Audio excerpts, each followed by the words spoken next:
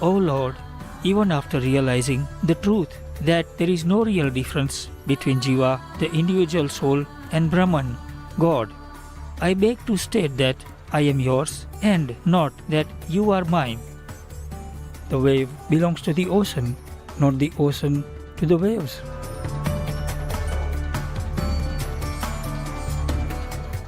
This is a prayer to Lord Vishnu by the dedicated Jagatguru. Adi Shankaracharya wrote many poems expressing his love for God. Born in 8th century India, Jagatguru Adi Shankaracharya showed an early interest in spiritual life. By age 8, he had read and understood all of the Vedic scriptures. After receiving permission to leave home in pursuit of spiritual attainment, he met and received instruction from Guru Govinda Bhagavad-pada.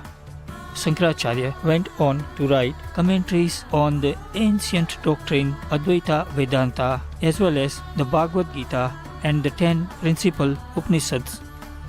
He became known as the founder of the Smartha tradition, which brought together several branches of the Hindu faith and highlights the oneness of the inner self, Atman, with the Supreme God, Nirguna Brahman. Shankaracharya also composed 72 hymns of praise and reverence for the divine dedicated to Lord Krishna and Lord Shiva. The Updesh Sahasri, meaning 1,000 teachings, was also written by him. To support spiritual devotion and study, he travelled throughout India and established 4 large Hindu monasteries that are still active today. At the age of 32, Jagatguru Shankaracharya was said to have completed his mission on earth as he achieved Videha Mukti or freedom from embodiment. Shivananda Lahari or Waves of the Bliss of Shiva is one of the devotional hymns composed by Adi Shankaracharya. We will now share with you an excerpt from Shivananda Lahari.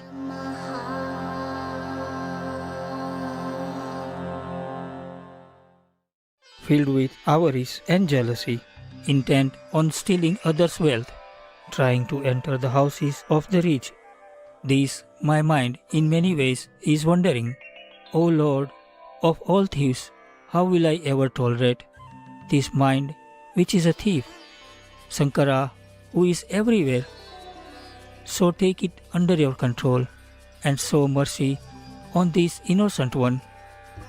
Perform of I your worship, and you appear before me soon, and you become granter all pleasures to me, O Lord, who is everywhere. But if you grant the position of Creator, or the position of Lord Vishnu instead, as a reward for my worship, then I would have to become a bird and fly in the sky, or become an animal and dig deep in the earth to see you again, my Lord. How can I bear this sorrow of not seeing you, O Lord Shankara, who is everywhere?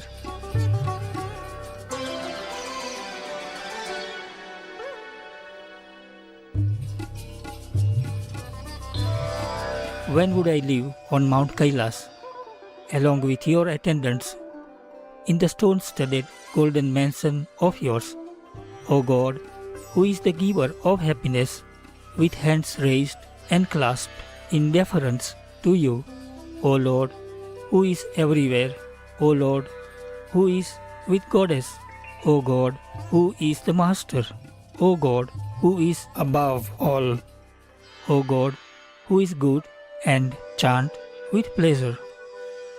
O God, save me and spend the time as if the Creator's Kalpa is a second. When will I see thine holy pair of feet, O King of the mountains, and be able to hold it, carry it on the head, eyes and chest, embrace it, smell the scent of lotus flowers from it, and attain rapturous ecstasy, which even Brahma and others do not get.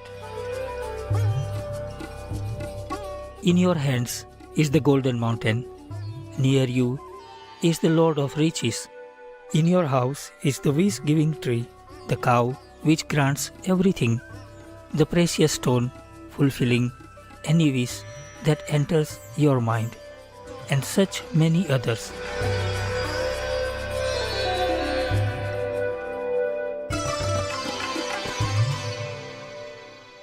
On your head is the moon with cool rays, and all the good in the world is always on your feet. And so, what can I offer you, my Lord, except my mind, which can be given as the offering? The mukti of my becoming you is in thine worship. The mukti of my coming near you is in singing about you and calling you Shiva and Madhava. The mukti of living with you is in sweet conversation with thine devotees, who in their mind live with you. The mukti of forever mixing with you is in thinking forever of your moving and stable form, which is the universe.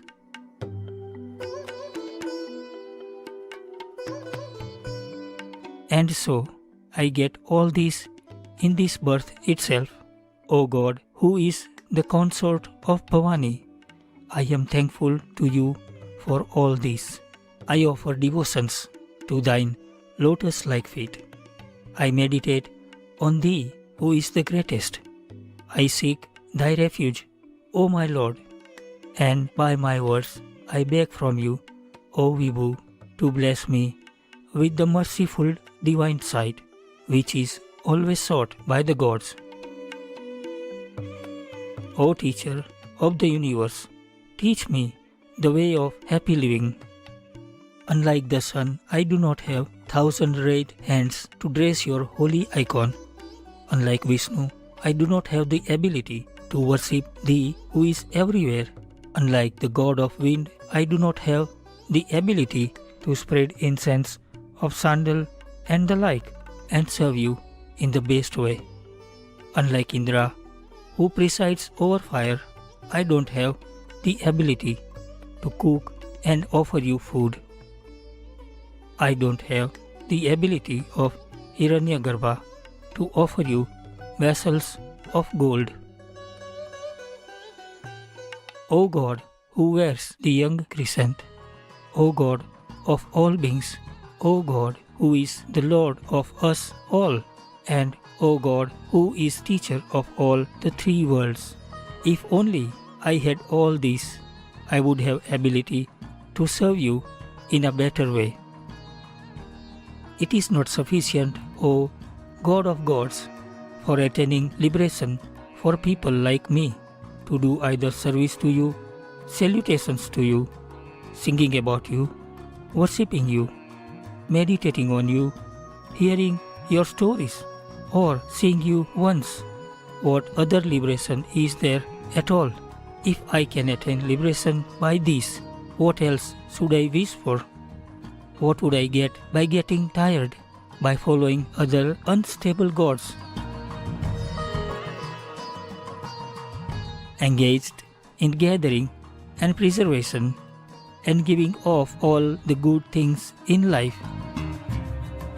Teacher great of the known and the unknown, who has spread within and without, knower of all that is to be known, and doer of all possible mercies.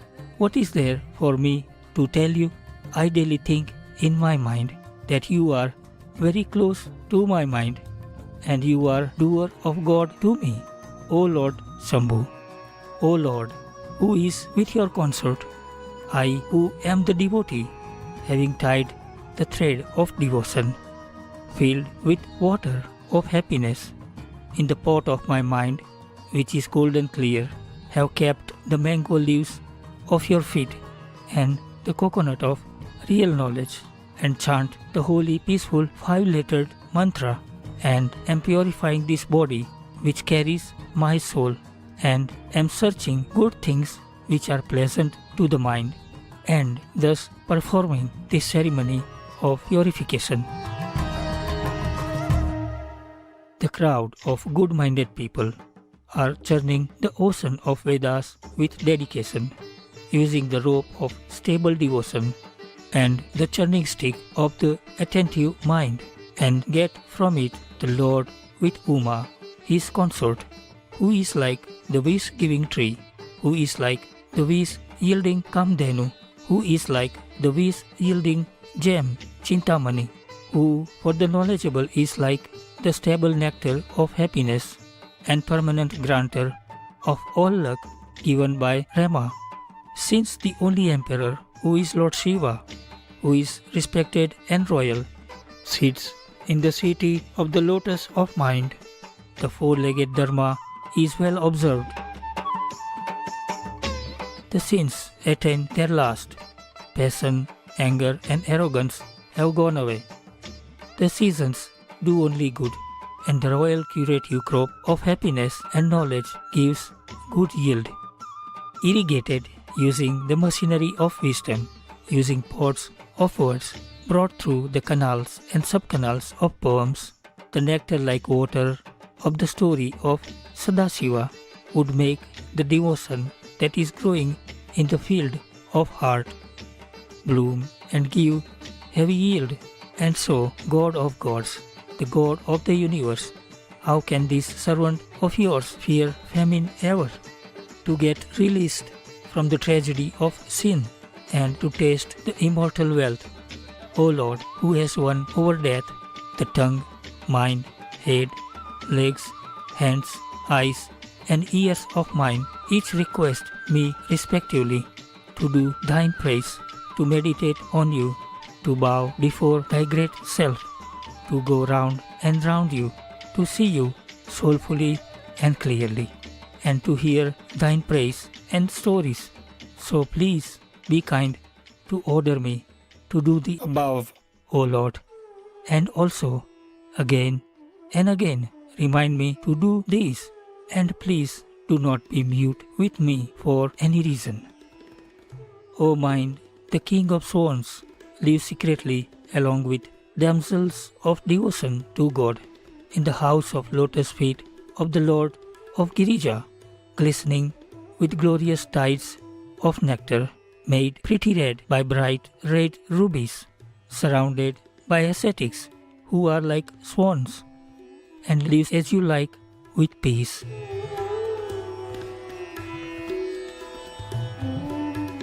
In the season of spring of meditation on Shambhu, in the garden of the heart, the dried leaves of sin fall off, the young plants of devotion glow, the leaf buds of good action appear, the flower buds of good character, the flowers of prayer, the heavenly scent of good deeds, the flow of ambrosia of joy of knowledge, and the fruit of knowledgeable experience glow.